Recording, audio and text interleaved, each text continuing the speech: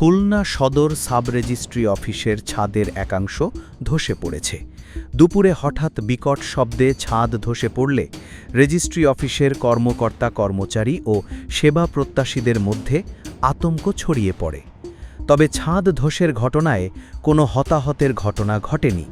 প্রত্যক্ষদর্শীরা জানান, বেলা ১টার দিকে সদর সাব রেজিস্ট্রি অফিসের ভলিউম কক্ষের ছাদ ধসে পড়ে। প্রায় ১৫০ বছরের পুরাতন জরাজীর্ণ ভবনটি অনেক আগেই ব্যবহারের অনুপযোগী হলেও তা রক্ষণাবেক্ষণ ও ভলিউম শাখাটি অন্যত্র স্থানান্তরের কোনো উদ্যোগ নেওয়া হয়নি। সেবাগ্রহীতারা জানান, বৃষ্টির পানিতে গোটা ভলিউম শাখাটি পানিতে টইটুম্বুর হয়ে যায়। রক্ষণাবেক্ষণের অভাব ও বৃষ্টির কারণে প্রয়োজনীয় দলিল ও কাগজপত্র নষ্ট হয়ে যাচ্ছে। এই অচলাবস্থা নিরসন না হলে অচিরেই সব মূল্যবান কাগজপত্র একেবারে বিনষ্ট হওয়ার শঙ্কা রয়েছে।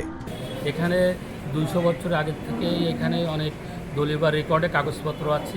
এখানে ২০০৫ সালে জয়েন করার পরে এই ভবনটি শুনে আসছি জনজীর্ণতায় এবং বিভিন্ন সাংবাদিকের মাধ্যমে এখানে আমাদের এই উক্ত বিষয়ে খুলনার জেলা রেজিস্ট্রার জানান, ইতিমধ্যে খুলনা জেলা প্রশাসক ও বিভাগীয় কমিশনার ঘটনাস্থল পরিদর্শন করে গিয়েছেন।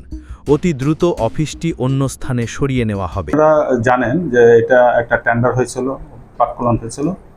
আমি যতটুকু ফাইল দেখে বুঝলাম, যেহেতু আমি ৫-৬ মাস পূর্বে এখানে এসেছি, সেখানে একটা শর্ত ছিল যেন এটা আমাদের শিফট করার জন্য।